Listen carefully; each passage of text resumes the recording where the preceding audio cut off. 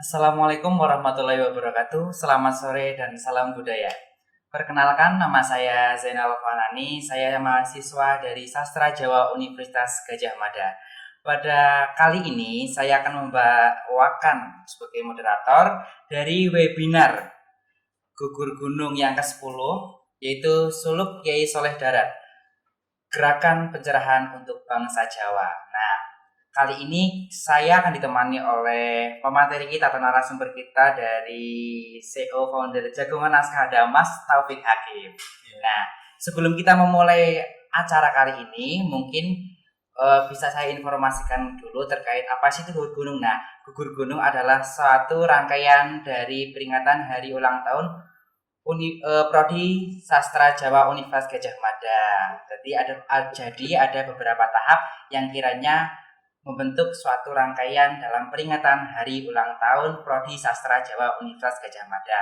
Nah, untuk pemateri kita kali ini mungkin sudah tidak asing lagi, udah sangat familiar sekali ya, Mas Taufik Hakim. Nah, ini adalah sudah penggiat pada komunitas Jagongan Naskah.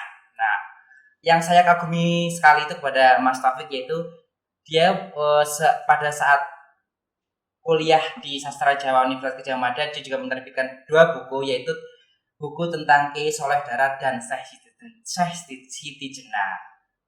Mungkin Mas Taufik Hakim untuk pembukaan bisa menceritakan gimana kok pas waktu-waktu kuliah udah menerbitkan dua buku tersebut itu sebagai pembukaan supaya dikenal lagi gitu, Mas. Oh ya, terima kasih Mas Zainal.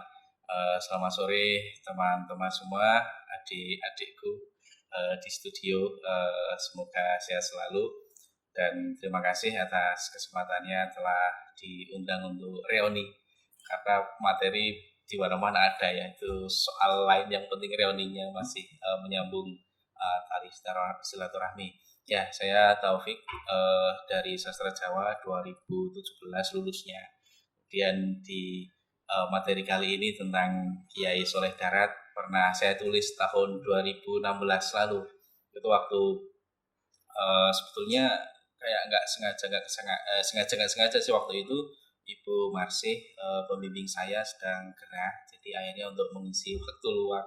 Dan kebetulan waktu saya pulang ke Padi lewat Semarang juga ada info bahwa ada satu komunitas pecinta Kiai Soleh Darat di sana sudah dihimpun. Waktu itu masih 12 sampai 13, sekarang udah 15-an naskah beraksara pikon, dan beliau salah satu putra penasihat spiritualnya di Ponorogo. Akhirnya saya ke sana baca, dan dengan background yang relatif mudah ya, dengan bahasa sehari-hari, sudah dicetak pula, dan akhirnya saya perhatikan diri aja untuk membuat portofolio, karena waktu itu mahasiswa ya, udah mau lulus, malu juga kalau nggak punya sesuatu, paling nggak untuk nambah-nambah CV ya. Alasan lugunya seperti itu. Monggo. Ya, dan selama ini saya aktif di komunitas Jagongan Naskah, sering istilahnya mengundang teman-teman yang berminat di bidang pernaskahan untuk berdiskusi, dan Jagongan Naskah ini juga dibikin oleh sama kakak-kakak kelas kita juga, ada Mas Bagus, kemudian Mas Tio, kemudian Mbak Krisna, dan yang lain. Besok ini promosi sedikit ya. Besok ini mungkin rencana akan menghadirkan Pak Ahmad Basu, ya, pengkaji naskah yang militan. Saya kira itu. Dan di rumah juga kemarin di Padi saya juga ada komunitas perpustakaan Utamakin, dan rancangan produknya berupa media tulis. Ini mau bikin media daring juga, dan kita menggali khasanah pernaskahan dan inskripsi masjid peninggalan salah satu guru spiritual Pakubuwono II. Ada beberapa naskah di situ yang saya baca juga. Mungkin ada satu serat sebule yang mungkin satu-satunya beraksara pikon di desa saya itu. Jadi saya kira mungkin nanti kita bahas kayak lebih lanjutnya betapa menariknya hasanah pernaskahan yang ada di luar tembok istana mungkin, atau di luar perpustakaan, karena itu menyajikan banyak sekali informasi. Bahkan sedikit bingung tentang Kiai Soleh Darat ini, tentang riwayat Kiai Umar, bahkan Pak Peter Carey pun juga nggak tahu. Yang beliau tahu kan selama ini Kiai Mojo sebagai guru spiritual. Ternyata ada simbol-simbol guru-guru sufi di Pantura khususnya, dan secara ini juga mengisi kekosongan sejarah era kolonial menjelang kemerdekaan. Nah, ini yang mungkin masih jarang dibahas orang. Saya kira itu Mas Zainal. Sangat menarik sekali. Mungkin tadi udah di sedikit bocoran buat ada event selanjutnya. Mungkin nanti dari yang ikut dalam webinar ini bisa ikut lagi di acaranya Mas Taufik. Nah, di sini juga dari salah satu informasi yang menerbitkan, katanya Mas Taufik itu dari sekolah udah banyak prestasi, khususnya di bidang teater dan juga musikalisasi puisi. Nah, itu emang iya atau gimana? Emang udah suka? Tahu dari mana ya? Ada dari satu informasi. Oh iya kan, kalau dulu emang sekolah saya nggak mau masuk IPA karena waktu itu pagi-pagi diminta ikut tes, saya nggak mau, lebih suka nonton film segala macam, dulu film kartun ya. Emang suka IPS, kajian sosiologi, ekonomi, kemudian antropologi, dikit-dikit tentang teologi sejak kecil. Dan dari situ mungkin waktunya dianggap lebih luang karena sejatinya juga harus banyak baca juga menghabiskan waktu. Di masa sekolah lebih sering bergiat di teater, kemudian marching band, kemudian etok-etok melu kursus olimpiade tapi nggak pernah ikut olimpiade. Terus terakhir juga bikin pementasan di awal-awal tahun, naskah teater saya waktu reuni Akbar di kampung. Sebetulnya itu sih. Terus sampai kegemaran pada marching band juga sampai dikasih label sama Pak Hendro. Enggak ini itu sebagai sastra marching band, tapi ya itu buat pengalaman aja, buat melatih kedisiplinan. Yang penting kan nggak lupa belajar. Iya, belajar adalah yang utama, tapi untuk bakat itu juga sebagai pendukung ya Kak. Iya Mas. Nah, mungkin tadi udah ada saat telah dikatakan juga apa itu background. Nah, nanti kita juga membahas apa sih sebenarnya background itu dan siapakah Kiai Soleh Darat itu. Nah, untuk mungkin dari panitia silakan bisa share screen terkait PowerPoint-nya supaya juga para yang ikut webinar kali ini secara daring juga bisa melihat bagaimana sih itu. Nah, mungkin ini akan jelaskan lebih lengkapnya lagi kepada Mas Taufik. Waktu dan saya silahkan terkait pada kajian kita kali ini, yaitu Kiai Soleh Darat, Gerakan Pencerahan untuk Bangsa Jawa. Silakan Mas. Iya, terima kasih. Saya agak grogi ini, samping saya presiden, Presiden Imbasadi. Ya, di sini juga mana lebih. Iya, itu pertama kita akan berkenalan dengan Kiai Soleh Darat dan karya-karyanya. Itu sengaja pakai cover buku karena saya nggak tahu lagi harus pakai foto apa. Karena sejauh ini ada 2 foto yang diindikasikan sebagai wajah Kiai Soleh Darat, tetapi oleh zuriyahnya Mas Lukman, Mas Agus, cucunya itu katanya belum valid. Nah, akhirnya pakai buku ini. Nah, kenapa fokus ke gerakan pencerahan? Karena karya-karyanya ini ternyata untuk mencerdaskan masyarakat Jawa di bidang pendidikan dan menyemai benih-benih nasionalisme.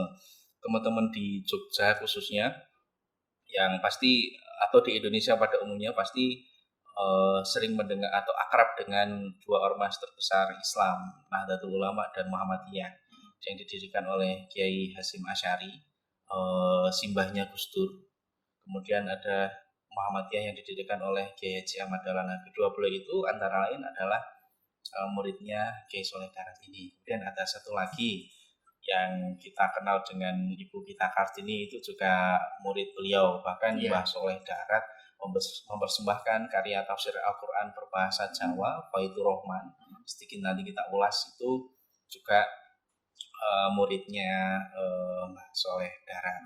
Nah, mungkin next slide silakan. Kiai Soleh Darat ini namanya sebagaimana pemberian orang tuanya adalah Muhammad Soleh. Nah, tapi dalam karya-karya yang bisa kita akses sekarang, sering beliau menyematkan nama sebagai Kiai Muhammad Soleh bin Umar As-Samarani. Nah, sering kita mendengar istilah As-Samarani, Al-Minangkabawi, kemudian Al-Falimbani, kemudian Aceh ini dan Iya. seterusnya itu eh, menunjukkan identitas asal dari eh, nama tersebut. Nah, beliau ini bisa next slide. Beliau ini lahir pada 1820, periode jelang Geger Geden di Jawa waktu dulu ada perang Jawa, mungkin bukan pemberontakan, itu perlawanan di Ponorogo dengan basis keagamaan dengan jejaring tarikatnya di berbagai penjuru Jawa. Dan Kiai Soleh Darat ini lahir di Gedung Cumpleng atau versi lain di Gedung Cumpleng di daerah Mayong Jepara. Mungkin nggak jauh dari Jogja ya, berapa 3-4 jam lah kalau naik kendaraan bermotor. Dia wafat, salah satu surat kabar yang cukup eksis di awal abad 20 dan akhir abad 19 waktu itu, Slompret Melayu mewartakan kewafatan Mbah Soleh Darat ini. Itu pada tahun 1903 kalau nggak salah, Jumat Desember waktu itu. Nah, ini ada tulisannya Kiai Haji Soleh Kampung Darat, Kampung Darat tersubur namanya, seorang alim di Kabupaten Semarang. Kemarin siang jam pukul 4 sudah meninggal dunia, pulang ke rahmatullah. Hal yang demikian sebentaran juga terimalah kabar yang tersiar karena Kiai Haji Saleh banyak anak muridnya. Jadi semalam penuh di rumah kematian situ dari bangsa Islam, jua haji dan banyak amtenar Jawa sama berkumpul akan jaga jisimnya dan lain-lainnya, sama bikin apa yang mesti dibuat bawa ke kubur. Ini siang jam pukul 2 jenazah dibawa oleh beratus-ratus orang Islam dengan pedikiran ke Barkota akan guna disareken di atas gunung situ adanya. Jadi di beliau dulu dengan penggalan teks ini kita tahu betapa muridnya waktu itu banyak, beratus-ratus menurut bahasa Melayu yang mengiring kepergiannya. Dan memang beliau dimakamkan di Berkota karena dulu sempat ada pro kontrasi apakah di Berkota atau di kampungnya di Darat waktu itu ya. Nah akhirnya tapi yang fix memang ini, dan setiap tahun diperingati. Terakhir ada tokoh-tokoh masyarakat, tokoh publik juga ya. Mungkin next Mbak, itu sedikit riwayat masa kecil Kiai Soleh Darat. Kami sering memanggilnya Mbah untuk menunjukkan keakraban atau saudara lah, terkenal yang Mbah. Nah, beliau ini dulu istilahnya sekolah ke Mekah, tapi sebelum itu beliau dikirim oleh ayahnya Kiai Umar, mungkin masa-masa genting pasca perang Jawa ya, waktu beliau usia 7 tahun sampai 15 tahun. Salah satunya di kawasan desa saya di Waturoyo, sebelahnya Kajen. Dulu namanya masih kawasan Kajen. Beliau belajar dengan Kiai Syahid di Waturoyo. Dan ternyata manuskripnya juga masih ada, judulnya tapi artinya tidak spesifik manuskrip yang atau kitab-kitab yang dipelajari oleh Kiai Soleh Darat, tapi peninggalannya sekarang pun masih ada masjidnya, ada inskripsi tarikannya juga ada. Kemudian selain di Pati juga belajar ke Kudus, belajar ke Semarang, dan macam-macam, belajar fikih, belajar gramatika atau nahwu sorab dan seterusnya. Ini yang mempengaruhi corak pemikiran dan corak karya Kiai Soleh Darat di kemudian hari. Selain juga berangkat ke Mekah pada tahun kira-kira 1835.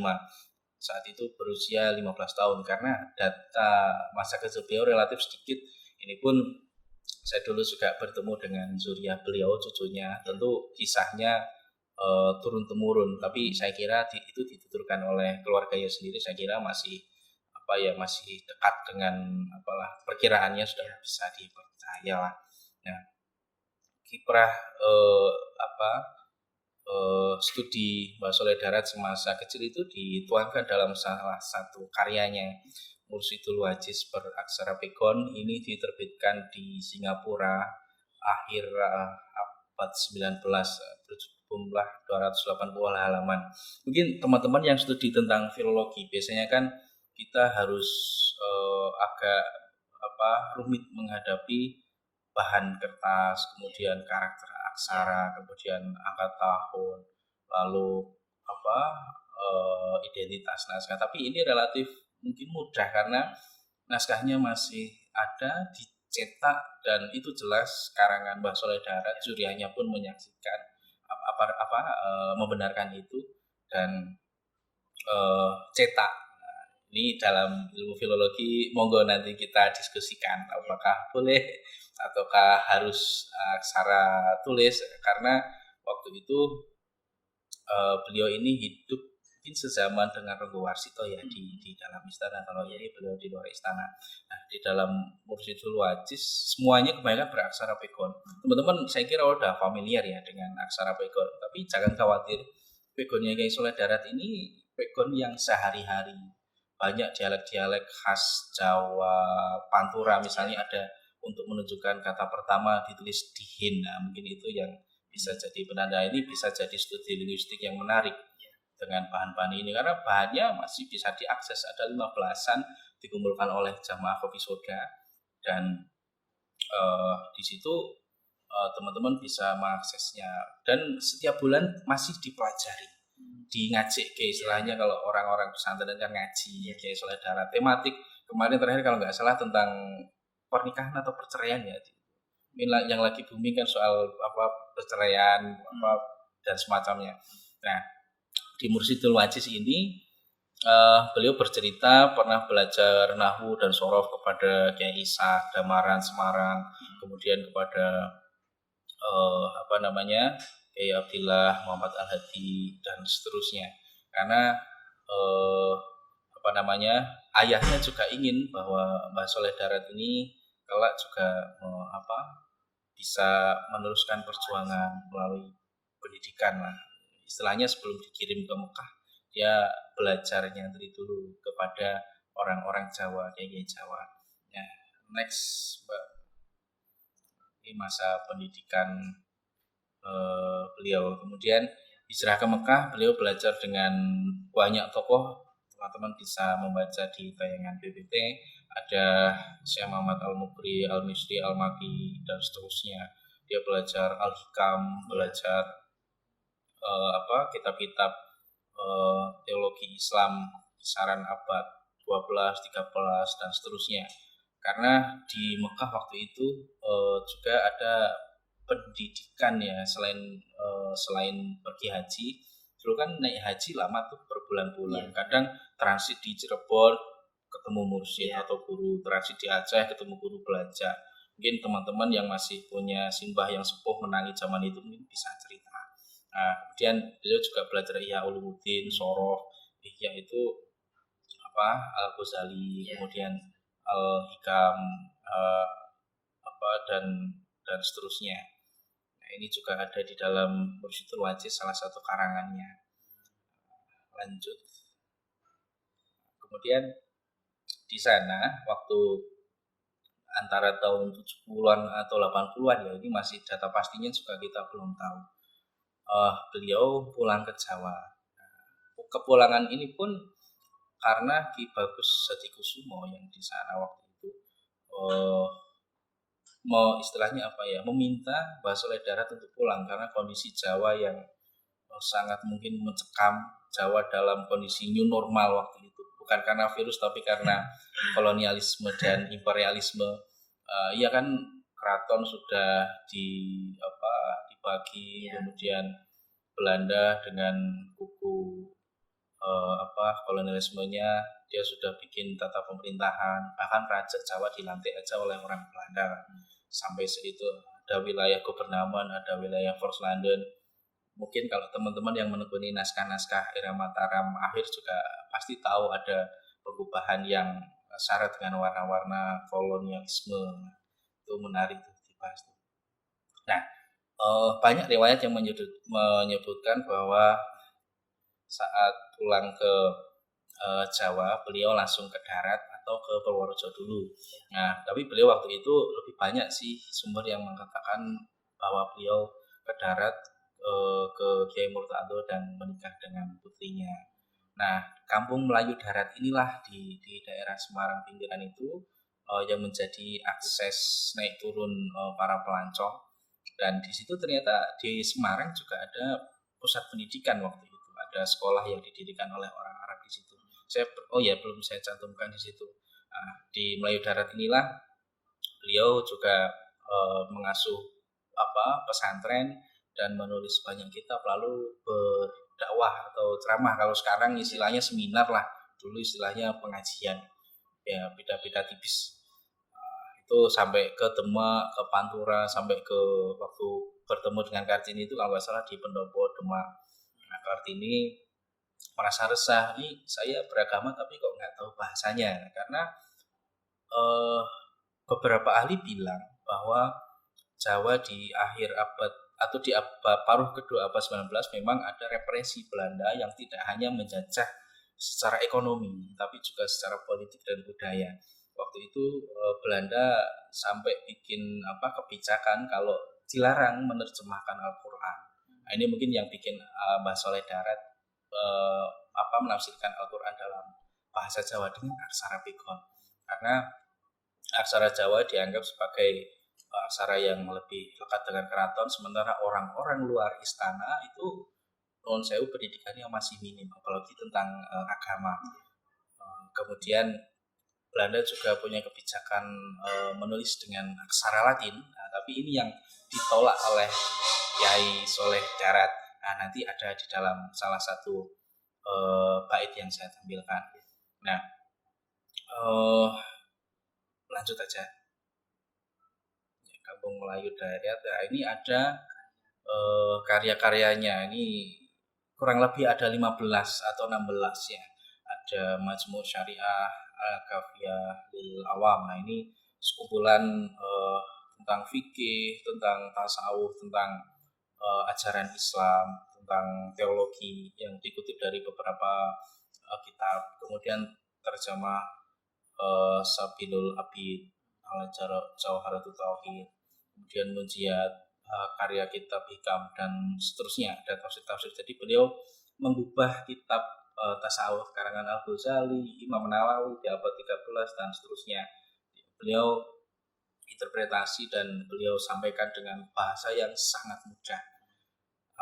Mungkin sama ya, kalau saya boleh membandingkan dengan Rangga Warsito. Kalau Rangga Warsito kan nulisnya dengan metode Macapat, meskipun salah satu karyanya yang Wirid Hidayat Jati itu kan salah satu kurikulum Syatariah tentang ketuhanan, tentang mengenal Tuhan, tentang mungkin pengembangan dari wahdatul wujud dan seterusnya. Mbah Soleh Darat langsung dari kitabnya diterjemahkan secara terjajar dalam, mungkin kita kenalnya bentuk prosa. Kadang juga tidak pakai titik koma, langsung meluncur gitu. Jadi kalau beliau menyebutnya bahasa Jawi al-Mrikiyah, yang bahasa Jawi dipahami orang sini. Karena beliau menerjemahkan kitab itu ya untuk masyarakat awam, untuk mencerdaskan orang-orang di luar Timur Istana. Nah, di dalam Faidur Rahman di salah satu prolognya itu beliau menyajikan kepada orang-orang Jawa awam waktu itu, misalnya jika kamu ingin lamun kita awam, dari sini aja ya, lamun kita awam butuh marang ilmu tasawuf, monggo ya wis ana karangane kaya kang wis diarani kitab Munjiat. Kemudian lan butuh ilmu fikih ya wis ana kitab Majmu', maksudnya Majmu' Syariat. Lan butuh ajar sembayang wis ana karangane kaya kitab Mursyidul Wajiz. Lan Bapak Haji Kiai ya wis ngarang, ini Kiai maksudnya saya, Kiai Soleh Darat yang lulus waktu itu, ya wis ngarang kitab Manasik Haji. Pengen arwah ceritane Kanjeng Nabi Muhammad, ya wis sallallahu alaihi wasallam, ya wis ana kaya kitab Syarah Burdah lan liyane. Kaya-kaya wis nyukupi oleh gawe karangan tumrap butuhe para awame tanah Jawa. Nah, Jawanya mudah kan, ini tak kira teman-teman dari UGM atau dari yang lain pasti bisa lah, ini masih bisa kenal. Kita mungkin nggak perlu buka Bau Sastro atau buka kamusnya yang lain, bahasa Kawi. Ini salah satu kutipan di dalam tafsir Faidur Rahman. Next. Ya. sebagai sosok yang cukup lama di Mekah waktu itu, beliau tentu sangat mudah menulis dengan bahasa Arab, tetapi beliau sebagai orang yang pernah hijrah dalam kepentingan pendidikan dan perjuangan, beliau kembali lagi ke tanah, ke kampungnya. Beliau punya orientasi yang populis sekali dalam karya-karya suluknya. Ya, ini dengan karya-karya itu beliau ingin mencerdaskan masyarakat awam, kemudian membangun kultur keislaman masyarakat Jawa dan membangun moderasi keagamaan, karena kita tahu sejarah Jawa yang mainstream itu, Jawa dan Islam itu seolah-olah jauh ya, seperti kajian-kajian postkolonial. Eh, dan selanjutnya orientasi populisnya ada juga menanamkan semangat kebangsaan. Nah, nanti saya cuplikan sedikit. Dia memperkuat etika sosial, memperkomunikasikan nilai-nilai Islam. Kenapa pendekatannya melalui keagamaan? Pertama, memang basic beliau adalah santri, belajar kepada kiai-kiai. Nah, mungkin kalau Kiai Soleh Darat ini seorang dalang atau seorang pujangga, mungkin basisnya juga lain, sarananya juga lain. Tapi saya kira tren pengajaran tasawuf di Jawa waktu itu memang marak sih, setelah setelah berdirinya Demak. Saya kira ada transformasi sosial budaya yang kuat sekali. Nanti teman-teman yang menekuni Jawa Pertengahan atau Jawa Kuno bisa melacak itu. Sejak kapan sih ini tasawuf ini sebagai alat perjuangan? Karena konsep tasawuf misalnya tentang penciptaan, tentang alam malakut, tentang alam lahiriah batinah, itu dalam pengajiannya yang sampai sekarang mungkin masih bisa kita dengarkan, itu selalu setiap membabar sebuah kitab selalu dikontekstualisasikan dengan masa-masa sekarang. Nah, nanti kita lihat di belakang. Next aja Mbak, mungkin kutipannya saya taruh di belakang ya. Nah, ini misalnya beliau juga setelah hijrah tidak lantas ke Arab-Araban, meskipun yang beliau wedarkan adalah ilmu-ilmu yang beliau pelajari dari sana. Ya, dia mengintegrasikan syariat dan tasawuf. Misalnya ini di dalam kitab apa itu namanya? Kitab Lataifut Thaharah tentang sesuci dan rahasia sholat. Ini juga pernah saya tulis di jurnal Sahih kalau nggak salah tahun lalu atau 2 tahun lalu. Nah, ini salah satu teologinya misalnya supaya kepethuk dan cocok. Nah, ada bahasa-bahasa seperti ini, kadang pakai lan, pakai dan, ini bisa jadi kajian yang menarik. Nah, dan cocok amale dohir batan kelawan amale kolbu rohani. Jadi amal zahir itu ya harus sesuai dengan hati. Kalau orang Jawa kan apa yang dipikirkan harus selaras dengan perbuatan dan seterusnya.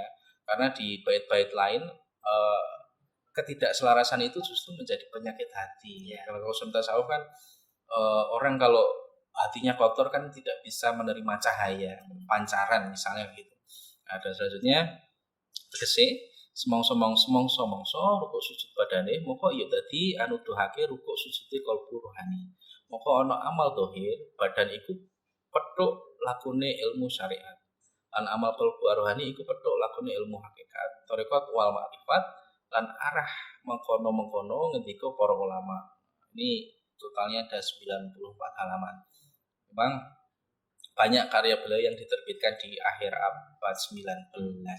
Nah, ini salah satu corak pemikiran beliau memang integrasi syariat dan tasawuf. Dan banyak para ahli yang mengkategorisasikan bahwa tasawufnya condong ke Sunni ortodok, ada kritik falsafi, tapi saya kira itu masih terlalu dini ya, karena kita mesti mengkaji satu persatu dari kitab-kitab itu pun besar kemungkinan ada naskah-naskah yang masih, kitab-kitab yang masih belum ditemukan. Nah, next ini sedikit cuplikan. Kemudian beliau juga memelihara tradisi spiritual. Selain naskah ini, misalnya ini Qasidah Burda Al-Busiri di abad 13-14 kalau tidak salah. Itu syair-syair atau syair-syair seorang Al-Busiri yang merindukan Kanjeng Nabi. Karena dalam Islam, wacana Islam klasik atau mungkin sampai sekarang ya, sosok Kanjeng Nabi itu sosok yang penting sekali, apalagi di dunia ilmu tasawuf. Nah, ini ada satu petikan faid berbahasa Arab, am mahabatir rihu mintilka dan seterusnya. yang artinya ataukah karena hembusan angin mengaruh harus berjumpa di khotimah di salah satu wilayah di sana. Nah, dan kilatan cahaya gelap gulita malam dari kedalaman jurang hitam. Ini salah satu penggalan. Nah, tapi Mbak Suladara tidak hanya menerjemahkannya dengan bahasa Jawa. Beliau juga tradisi tradisi pengobatan, tradisi jimat itu beliau sertakan di sini. Misalnya iki rong bait lamun dan tulis ing wadah gelas utawa mangkok nuli den ombeake marang hewan ingkang angel ujar-ujarane, mungkin ya hewannya nggak mau manut ya moko tinggal nurut, hewan itu bisa menurut kutipan ini ya, utawa marang budak ingkang angel urukane. Jadi wong-wong sing tuturane angel bisa dipakai ini menurut Mbah Soleh Darat. Jadi beliau tidak meninggalkan tradisi ini yang waktu itu dan di abad-abad sebelumnya juga sangat kental di Jawa ya. Ribuan-ribuan Jawa itu kan banyak sekali ya, baik yang beraksara Pegon ataupun yang beraksara Jawa. Nah, iki lamun den nulis sampai mana hewan ingkang angel moko tinggal nrimo wuruh. Lamun den tulis ana ing tulang kitang moko nuli den kalongake marang budak kang dedel ngajine utawa caturane Arab moko tinggal bisa. Jadi yang skripsinya nggak selesai-selesai tapi bisa nyari ya itu besok lanjut. Kemudian tentang ini yang saya bilang menyemai benih-benih nasionalisme kebangsaan. Beliau kan hidup di abad 19 jelang abad 20 ya, masa setelah Perang Jawa dan menjelang era revolusi kemerdekaan.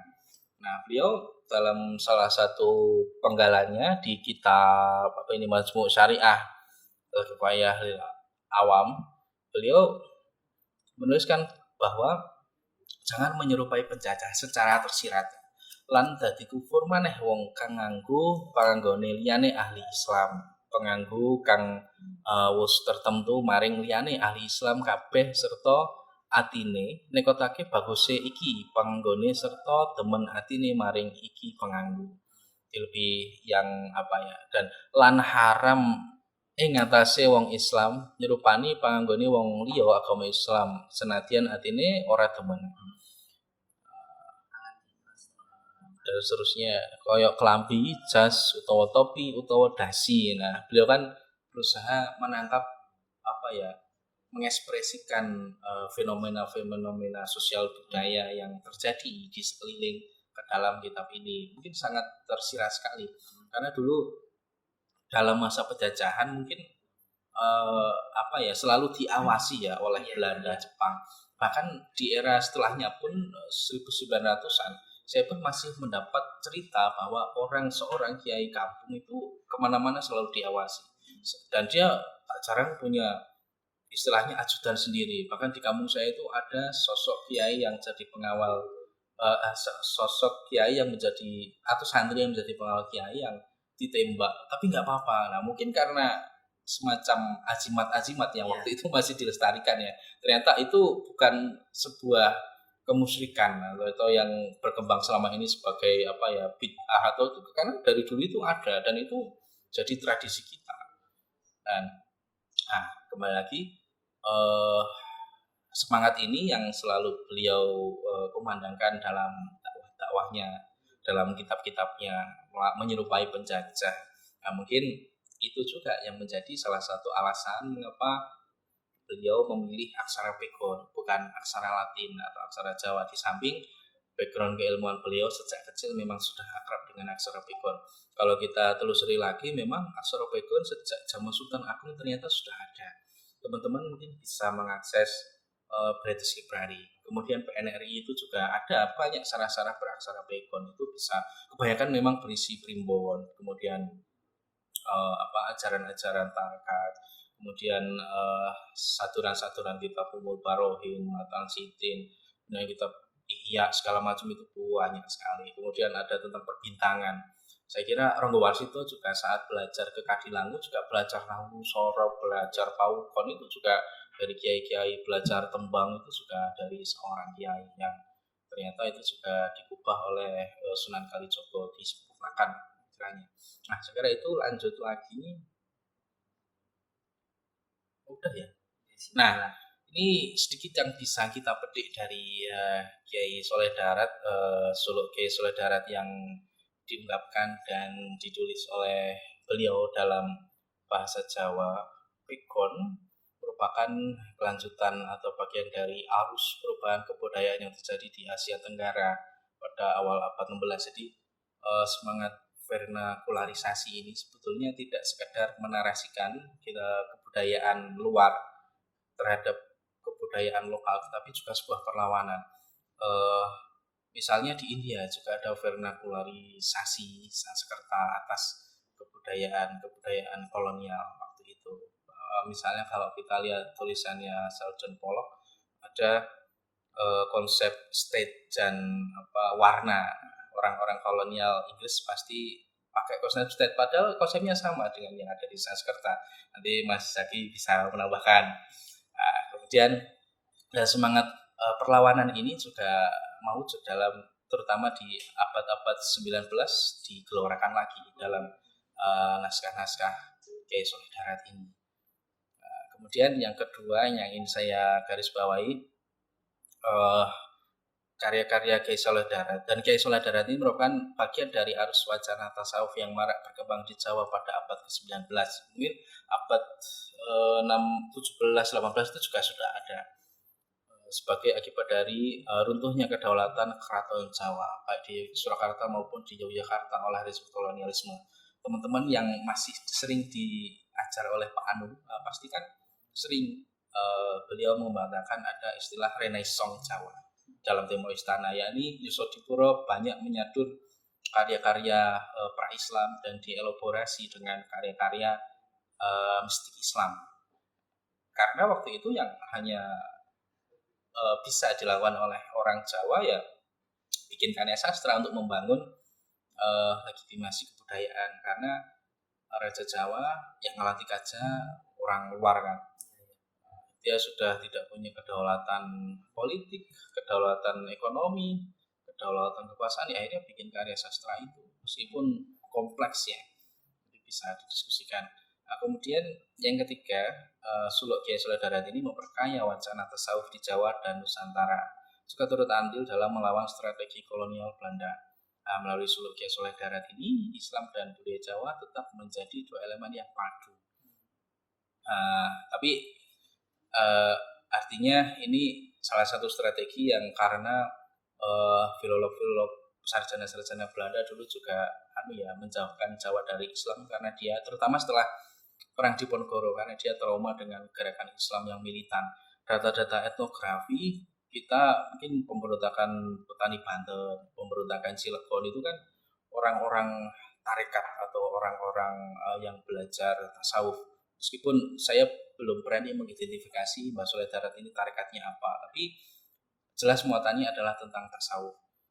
Bahkan saking militannya, salah satu pemberontakan Cilegon itu orang pengajian tasawuf, dia perang dengan nekat saja, tidak dengan strategi senjata, dia nekat dengan entah dengan takbir, entah dengan semangat kelompoknya, karena dibina dari arus pengajaran tasawuf ini.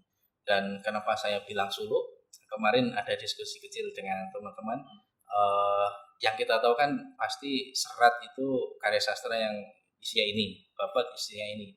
Ternyata setelah kita baca, babat juga isinya ada yang suluk. Suluk itu apa tuh? Itu kan sebuah formulasi untuk berjalan menuju Tuhan, sarana penyucian diri, kemudian melakukan tugas-tugas manusia supaya manusia tahu diri dan mengenal Tuhannya. Itu suluk saya kira lebih ke muatan sih daripada genre. Kalau genre kan pasti prosa dan puisi. Saya kira disinilah kita perlu melihat hal-hal yang di luar kita. Mungkin yang saya tekankan itu sih terakhir, coba kita sejenak mungkin pulang ke rumah, tanya ke tetangga, sederhana sekali, kita ada nggak sih kitab-kitab itu. Nah, karena studi filologi, studi pernaskahan itu saya kira sangat bergantung pada aksesibilitas sumber ya. Kalau kita setiap hari atau setiap masa membaca sumber-sumber baru, pasti banyak informasi yang bisa kita gali. Jadi sejarahnya pasti akan dinamis dan Saya kira keberagaman itu akan semakin terungkap. Saya kira itu dulu mungkin bisa disambung dengan diskusi ya. Iya. Atau ngobrol lah ya, kalau diskusi serius-serius banget. Ya tadi mungkin jika ada yang telat, mungkin ada yang kurang tahu itu pegon itu sebenarnya apa. Nah, pegon itu biasanya tulisan dalam naskah-naskah yang berbahasanya umumnya bisa bahasa Jawa, tapi tulisannya menggunakan huruf Arab. Nah, karena di sini dari objek kita kali ini kayak saudara itu mungkin menggunakan pegon sebagai sarana menuangkan buah pikirannya dalam naskah-naskah ataupun karya-karyanya gitu. Silakan Mas, anggurnya juga boleh Iya. dinikmati daripada anggurnya juga. Yang merah ya. Iya. Nah, untuk para yang ikut dalam webinar kali ini secara virtual, jika ada pertanyaan boleh menuliskan ataupun bisa open microphone serta kamera. Langsung saja 3 pertanyaan pertama. Untuk kata dalam kolom chat itu bisa memberikan informasi terkait nama ataupun alamat ataupun instansi dan pertanyaannya apa. Usahakan singkat padat jelas. Gitu, silakan jika ada boleh dikirimkan ataupun open mic serta kamera. Yang di studio boleh loh. Kalau enggak moderatornya tak tanyain. Sampai jam berapa ini? Oh iya, jam 5 bisa. Oh iya, tadi aku agak sedikit terusik pikiran saya. Itu terkait mempribumikan nilai-nilai Islam. Nah, apakah mempribumikan nilai-nilai Islam itu realisasinya yang dapat kita lihat sekarang itu apa sih? Mungkin bisa biar para yang ikut webinar kali ini akan lebih jelas lagi itu, Mas. Mempribumisasikan nilai-nilai Islam, beliau mensyarahi atau menerjemahkan, mengubah kitab-kitab berbahasa Arab ke dalam bahasa Jawa supaya bisa dipahami oleh orang-orang Jawa. Iya. Misalnya Kartini, dia pernah gelisah dalam saat memeluk agama Islam ya. Saya orang Islam tapi kok nggak tahu arti kitab suci saya. Nah, akhirnya dengan bahasa Jawa ini secara otomatis beliau mempribumisasikan nilai-nilai Islam itu ke dalam wacana-wacana kitab salaf yang beliau ubah ya, ke dalam konteks-konteks yang Jawa, misalnya tentang haram menyerupai orang-orang penjajah seperti itu. Konteksnya beliau ubah dengan ruang dan waktu Jawa waktu itu, mempribumisasikan. Dan misalnya saya kira mempribumisasikan nilai Islam itu juga tidak hanya di Solo kayak Soleh Darat ini, tapi di Ronggo Warsito pun Yusudipuro saya kira juga demikian, banyak karya-karya bernafaskan tasawuf seperti itu. Misalnya Cabole itu juga ada tingkatan tasawufnya. Kemudian ada Solo Wirid Hidayah Jati. Kemudian yang mungkin teman-teman sudah familiar kayak Solo Tanen yang sering di bedah Bu Arsanti dan itu secara mempribumisasikan. Bahkan term suluk sendiri itu juga upaya para wali dulu untuk mempribumisasikan Islam. Kan konon katanya dari istilah salaka bahasa Arab jalan, kemudian pelakunya adalah salib. Nah, itu menurut Serat Ronggo Warsito itu memang yang mengarang Sunan Kalijogo waktu itu di Jawa waktu itu. Menurut serat itu, nah itu bisa didiskusikan. Mungkin tidak ada pertanyaan. Iya, ada pertanyaan dari Mas Galih Kartiko. Saya mau tanya, apakah Kiai Soleh Darat pada waktu itu termasuk golongan penyebar dakwah seperti Wali Songo atau ada gerakan sendiri? Silakan Mas.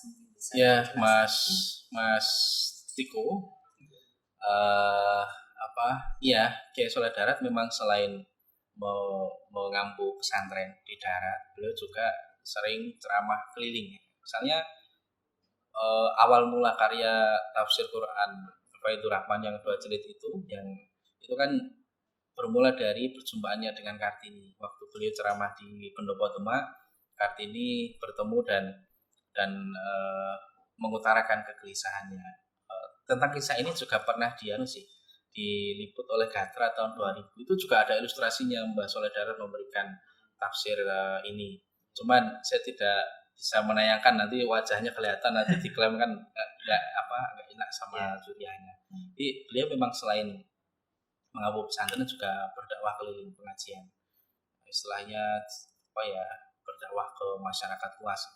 Ini mungkin banyaknya santri beliau juga tadi di awal sudah kita tunjukkan dengan kabar kematian beliau di Slompret Melayu itu kan beratus-ratus orang yang mengiringi santri-santrinya santri-santrinya yang mengiringi kepergian beliau seperti itu. Dan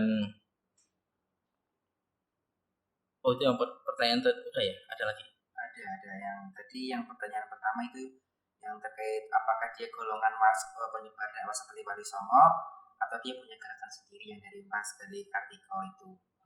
Itu mungkin sudah terjawab ya Mas Galih, atau kurang jelas bisa online juga nggak apa-apa. Ya, terima kasih Mas sudah tersampaikan dengan baik.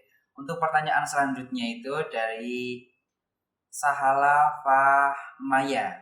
Pertanyaannya itu, apakah ada keterpengaruhan kolonial dalam karya Mbah Soleh Darat, utamanya tafsir Baitur Rahman?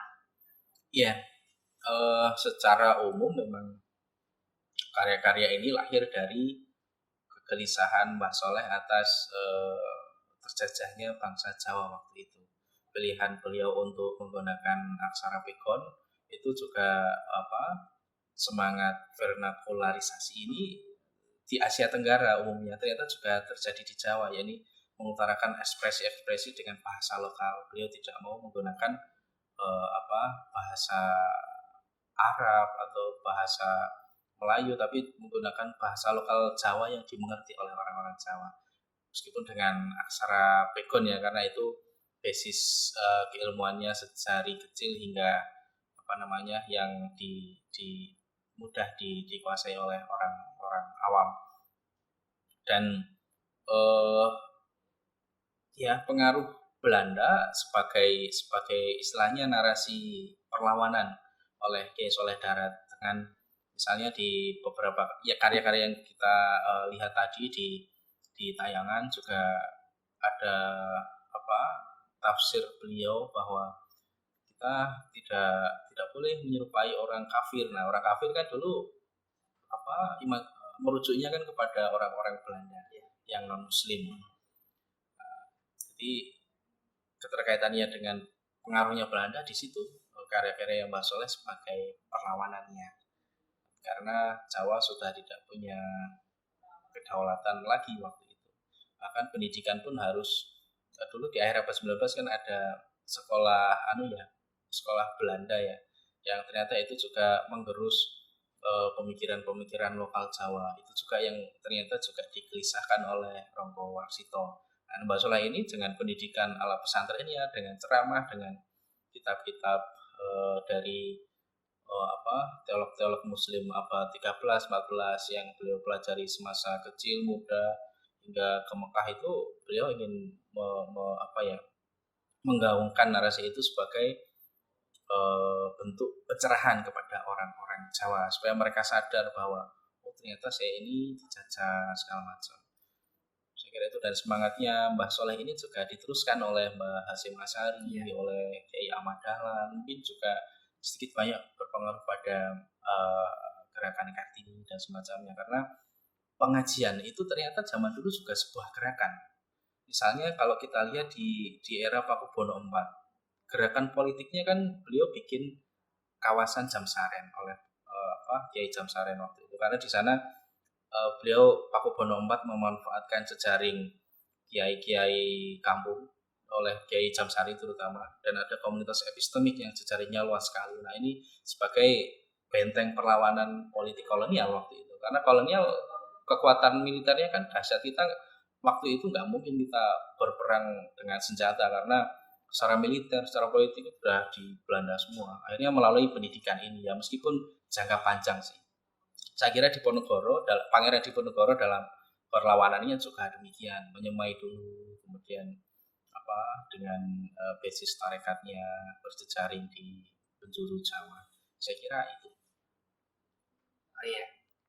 Untuk para pemirsa kali ini yang ikut webinar, untuk masalah bukan masalah ya, untuk terkait file PPT tadi itu bisa diunduh juga, udah dikasihkan kepada room chat yang sudah di-share oleh panitia tadi. Jika mungkin masih ada yang belum bisa mengakses, bisa menghubungi panitia. Selain itu, juga dihimbau para audiens tetap mengisikan presensi. Link pun sudah tersedia pada room chat.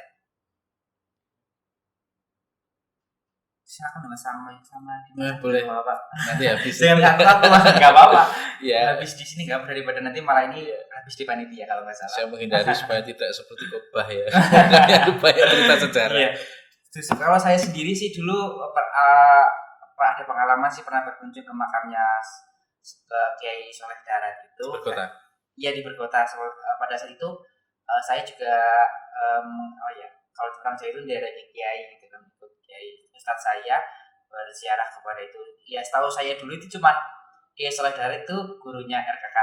Kartini, gurunya Hasyim Asy'ari sama Ki Ahmad Dahlan gitu. Tapi ternyata beliau pun adalah seorang yang kiranya memberikan sastra-sastra dan memberikan pengaruh yang besar juga pada masyarakat, khususnya pada masyarakat sekitar pesisir Jawa bagian utara, dan juga dia yang kiranya memberikan pencerahan-pencerahan pada masyarakat pada saat itu terkait kolonialisme untuk mengarahkan kepada kemerdekaan. Saya baru tahu ini sebenarnya. Yang saya tahu dulu ya cuma di Soleh Darat, beliau seorang ulama yang tersohor pada masanya, dan juga dia seorang guru dari 3 orang yang sangat berpengaruh untuk Indonesia pada waktunya, dan sekarang sudah dikenal, itu R.A. Kartini, Kiai Hasyim Asy'ari sama Kiai Haji Ahmad Dahlan. Terus ada pertanyaan lagi Mas dari Hasbi. Seperti yang dituturkan narasumber, Kiai Soleh Darat membumikan nilai-nilai Islam di Jawa dengan mengubah kitab-kitab bahasa Arab ke Jawa. Tentunya hal itu tidak semudah seperti yang kita bayangkan. Apakah di dalam mengajarkan tersebut masih termuat ajaran-ajaran budaya yang tidak bisa dipisahkan dari masyarakat itu sendiri? Kalau iya, seperti apakah sistem pengajarannya? Ya, karena yang bisa kita jangkaukan apa yang tertulis dalam teks-teks yang bisa kita akses ini ya. Kita juga tidak tahu dulu model dakwahnya seperti apa, tetapi yang jelas buah pikiran dakwah Mbah Soleh Darat secara umum ya seperti apa yang ada dalam kitab. Dan beliau di beberapa kitabnya, satu yang tadi saya singgung tentang tentang tradisi azimat segala macam, tradisi mantra itu masih beliau pelihara, dan itu beliau jelas syarahkan dalam gubahan beliau. Dan ada satu lagi mujarobat, itu juga tentang hikmah mendirikan keutamaan mendirikan rumah, misalnya harus hari Senin apa dengan weton-weton dengan pasaran-pasarannya. Beliau juga mengubah mujarobat, artinya beliau tidak meninggalkan kultur Jawa yang melekat sudah sejak lama.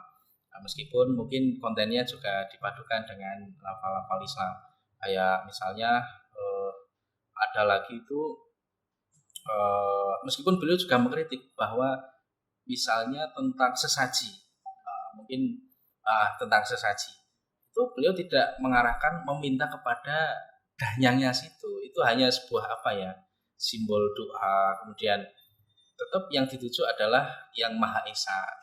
Kritik Mbah Soleh Darat hanya seperti itu, tapi tetap menyertakan dan mengakui bahwa itu eksis di dalam kebudayaan kita, budaya Jawa. Saya kira itu. Oke, semoga udah menjawab dari Mas Adi. Mungkin dari audiens kali ini, apakah masih ada pertanyaan? Saya harap sih bisa on mic ataupun kamera supaya kita bisa berinteraksi gitu. Silakan, apakah masih ada? Ya, mungkin sembari menunggu ya Mas. Terus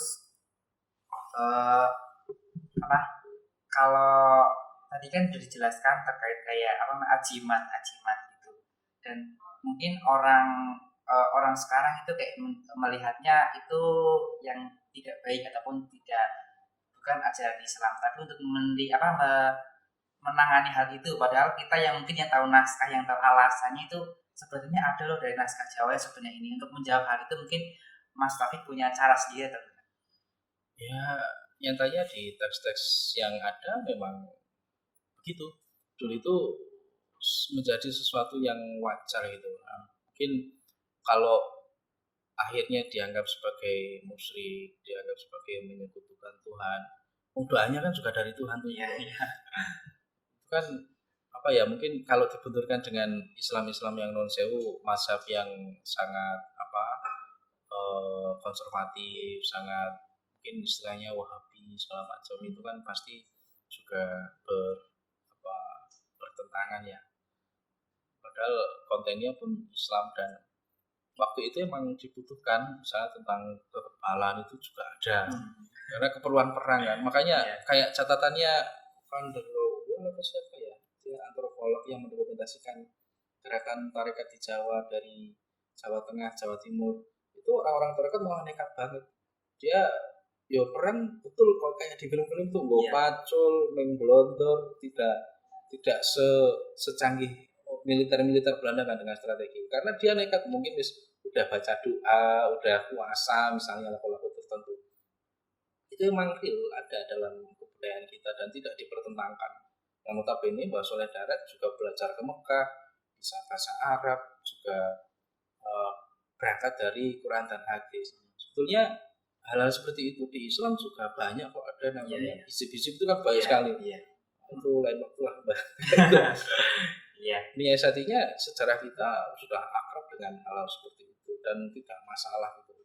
Itu yang mempertentangkan ya mungkin pandangannya lain. Nah itu perlu diskusi aja sebetulnya.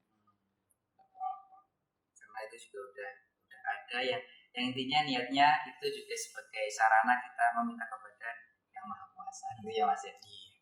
Terus untuk audiens nanti diharap jika mungkin waktunya sudah selesai, jangan dulu ada time buat kita on kamera untuk dokumentasi. Terus dari aku sih Mas, ini kiranya mungkin dari naskah-naskah yang Mas Taufik ketahui terkait karya-karya dari Mbah Soleh Darat itu, mungkin kalau pemahaman saya itu kebanyakan di tasawuf itu. Kenapa latar belakang tasawuf itu diutamakan karya-karyanya sebagai gerak pencerahan dari beliau? Menurut saya sih, kalau penangkas saya kenapa sisi tasawufnya itu, menurut dari Mas Taufik itu gimana? Ya, sisi tasawuf itu memang dulu populer ya di Jawa, karena mungkin dekat dengan konsep-konsep Jawa bahkan sebelum pra Islam. Bahkan saya pernah di tulisan saya tentang Siti Jenar itu, dia kan pengamal wahdatul wujud ya. Mungkin agak sensitif, kayak surga neraka itu enggak ada. Itu kan wacana-wacana kayak gitu dulu udah populer, abad 9 dipopulerkan oleh Surawardi misalnya. Dia masuk ke Indonesia, ke Nusantara lewat siapa, Abu Fadl al Burhanpuri, mengagas wahdatul wujud itu. Sebelumnya juga Wahibun Arabi dan semacamnya. Jadi hal-hal atau wacana-wacana tasawuf itu kan sesuatu yang universal. Akhirnya diterjemahkan oleh orang-orang, misalnya sampean dari Madura dengan kearifan atau kondisi ruang dan waktu Madura waktu itu, kayak gitu. Bahkan di konsep kosmologis dalam beberapa perimbun tarekat juga ada mandala. Kalau di Jawa kan dewa siapa. Kalau ini tulisannya Nabi Muhammad, Nabi Ibrahim, Nabi Daud segala macam. Nah itu kan kalau kita cari titik temunya, kita geret ke masa Jawa pra-Islam kan pasti menarik. Pasti UGM bisa lah teman-teman mahasiswa untuk ke sana. Ya memang harus itu, dan artinya pengajian ini biar komprehensif, karena wacana yang berkembang kan seolah-olah memang momennya waktu itu adalah Islam masuk melalui jalur tasawuf, jalur tarekat. Tapi masa sih Jawa nggak ada konsep yang seperti itu juga? Bahkan dialog yang sangat bersejarah antara di era Demak itu antara Ki Ageng Pengging sebagai Dra Majapahit dengan apa seperti ini saya Siti Jenar itu aja ternyata ajaran kita sama universal, bahasanya aja yang beda. Mungkin istilahmu Dewa Sopo tapi ini Nabi Sopo misalnya kayak gitu. Saya juga belum melacak lebih jauh karena sumber-sumber terbatas. Bayangin WFH saya di kampung nggak kemana-mana kan. Nah ini semoga dengan digitalisasi dan makin terbukanya akses sumber-sumber ini bisa membantu kita semua untuk mencari titik terang itu. Saya kira itu. Ini ada pertanyaan dari Mas Brian. Izin bertanya dengan on cam. Silakan Mas Brian untuk on cam dan mikrofon untuk mengajukan pertanyaannya.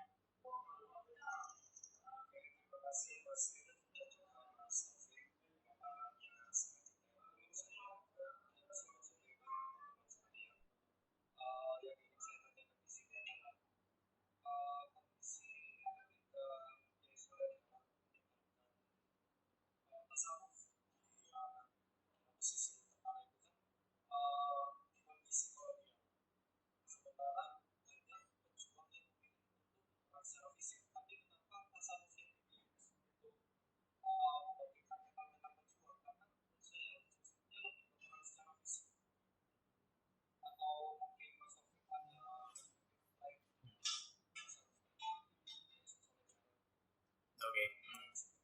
Ya, sama-sama Mas Brian. Ya, memang setelah era Diponegoro, perang yang mungkin memiskinkan Belanda ya, itu konfrontasi fisik secara besar-besaran memang hampir nggak ada. Ada mungkin pemberontakan kecil-kecilan. Nah, mungkin hal ini juga yang disadari oleh Mbak Soleh Darat bahwa gerakan pencerahan itu lebih penting, kesadaran rohani. Dengan begitu kan setelah merdeka batinnya dia bisa memerdekakan hasanah lahiriahnya. Nah, itu yang disoroti oleh Mas Soleh Darat. Itu juga ada dalam salah satu Faidur Rahman kayaknya itu. Di salah satu kitabnya itu juga pilihannya itu karena beliau ingin mencerahkan dan menyadarkan masyarakat Jawa. Karena kalau perang mungkin lebih sulit dan melalui jalur pendidikan dan pencerahan ini lebih mungkin dilakukan. Toh dalam saya juga belum dapat data ya apakah beliau juga termasuk dalam kelompok-kelompok yang mempersiapkan perang, tetapi dalam sejarah perang pun pengumpulan masanya juga dari basis ceramah-ceramah seperti ini. Bisa jadi, tapi saya belum menemukan datanya. Yang jelas, pilihan di jalur pendidikan dan pencerahan ini lebih masuk akal menurut Mbah Soleh Darat, timbang harus langsung konfrontasi. Karena apa-apa kan sudah habis, apa-apa diawasi, masyarakat disuruh bekerja. Bahkan dulu ceramahnya ya, entah mungkin juga terjadi di Mbah Soleh Darat. Dulu orang sambil nyangkul sambil nanam juga sambil dengerin ceramah. Itu cerita itu masih saya dengarkan di generasinya kakek saya. Yang cerita malah orang-orang orang kampung itu dulu malah ceramahnya nggak senyaman ini, ada diawasi, kemudian kiainya itu datang ke sawah ikut bertani dan sambil ceramah kayak gitu. Gambaran betapa mencekamnya seperti itu misalnya. Ya mungkin itu jawaban dari Mas Taufik dari pertanyaan Mas Brian. Apakah dari audiens ada pertanyaan lagi? Silakan on cam dan juga mikrofonnya.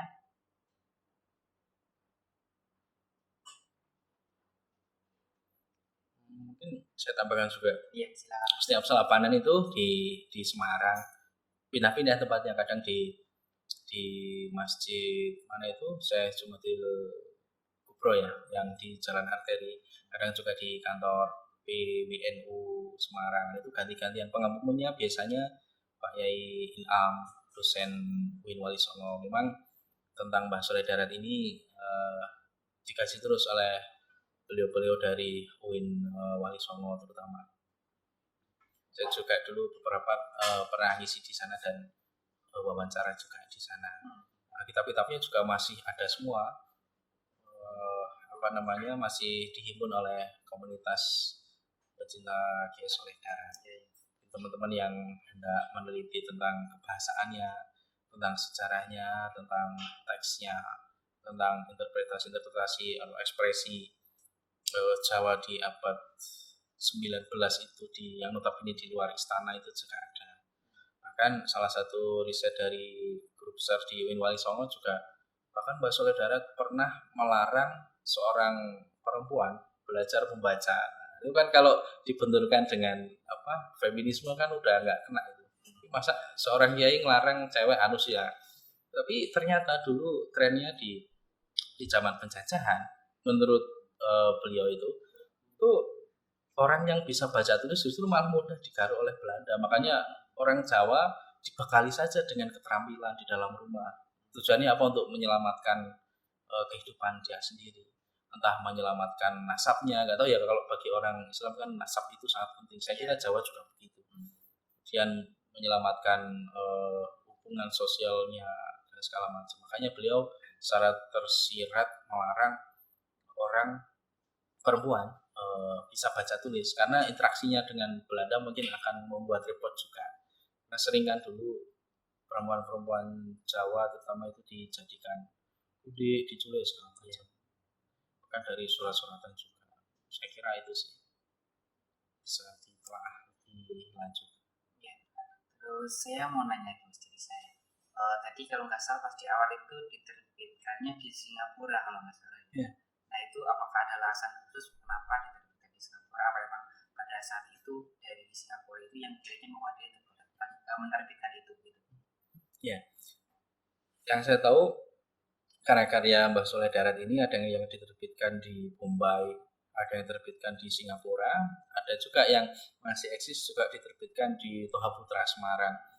Sebenarnya itu tidak lepas dari jalur perdagangan Jawa Jawa Arab ya waktu itu.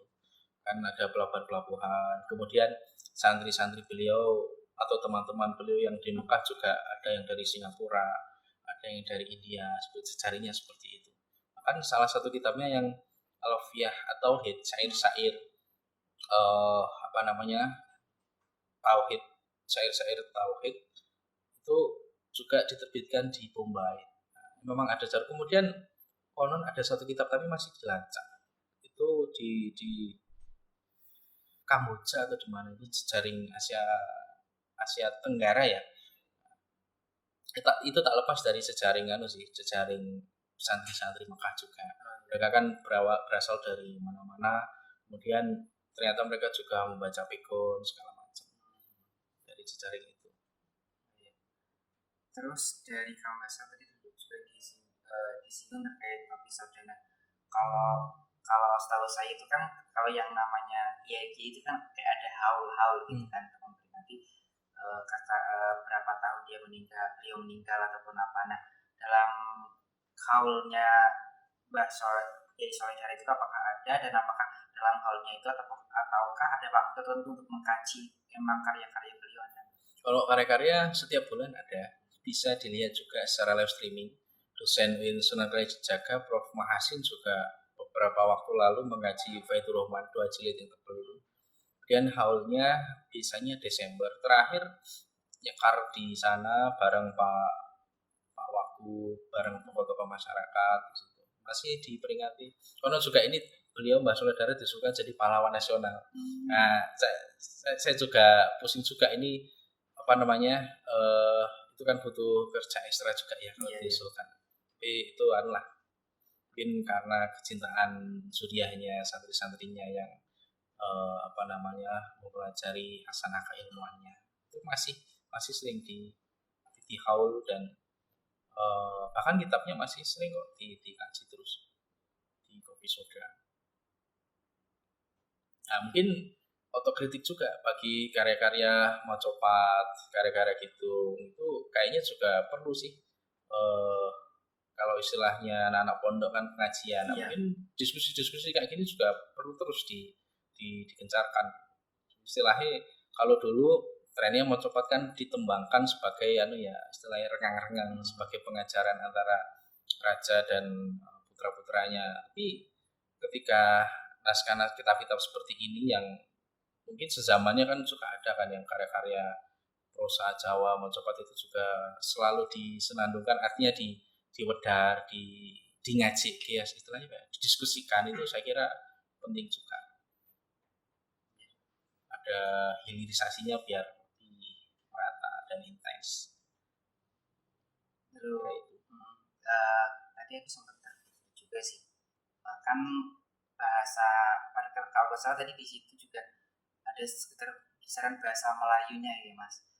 Dan pada karya-karyanya itu yang digunakan bahasa dialek pesisir utara.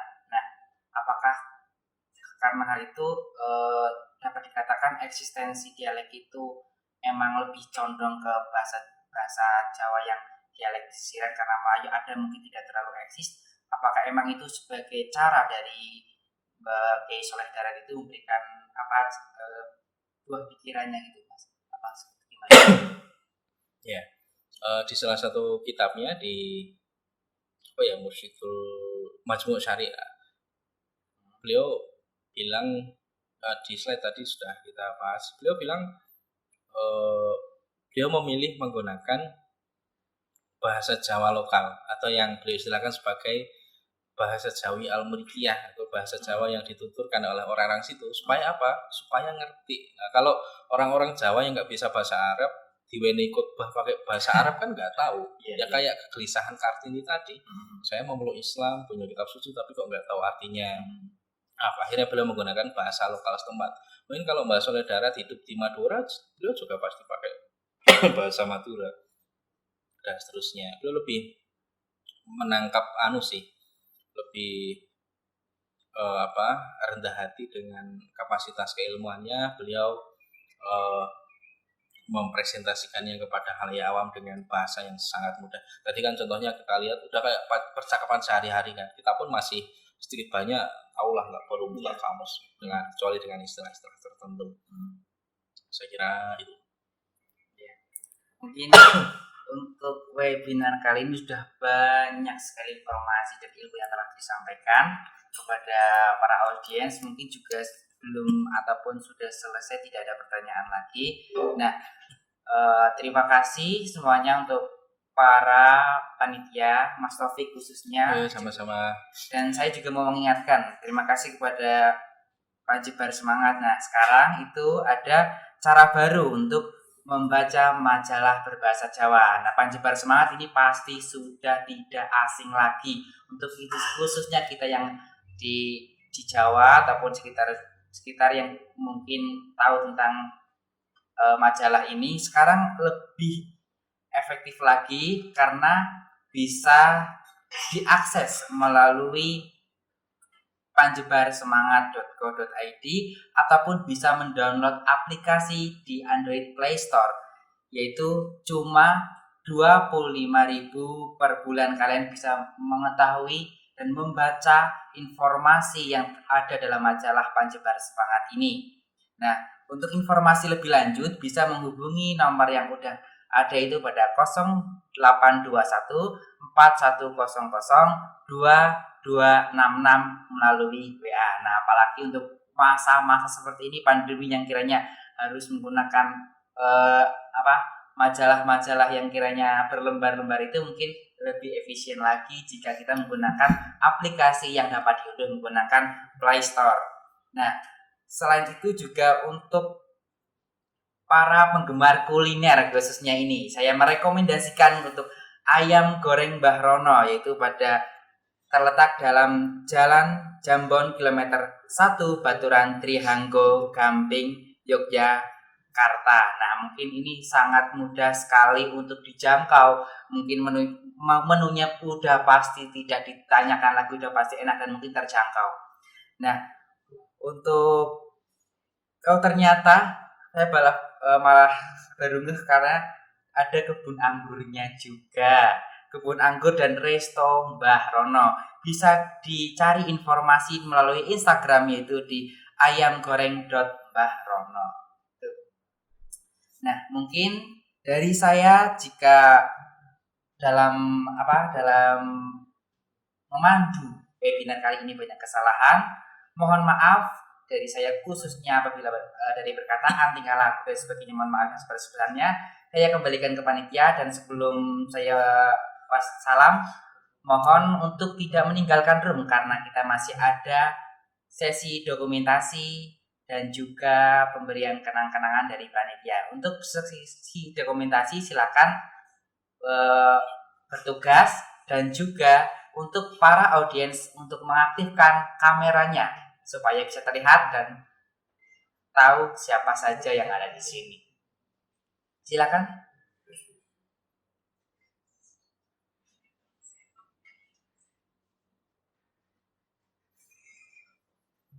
Untuk mengaktifkan kamera.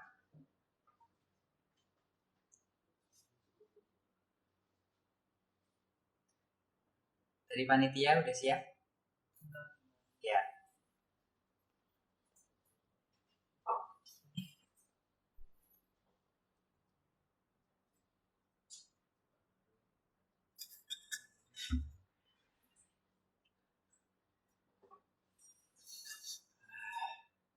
Panitia siap? Saya hitung 1, 2, 3. Slide selanjutnya 1, 2, 3. Sekali lagi mungkin Pak pose dengan gaya yang heboh sekali ya. 1, 2, 3. Nah, terima kasih untuk waktu dan tempat saya kembalikan ke panitia. Wassalamualaikum warahmatullahi wabarakatuh.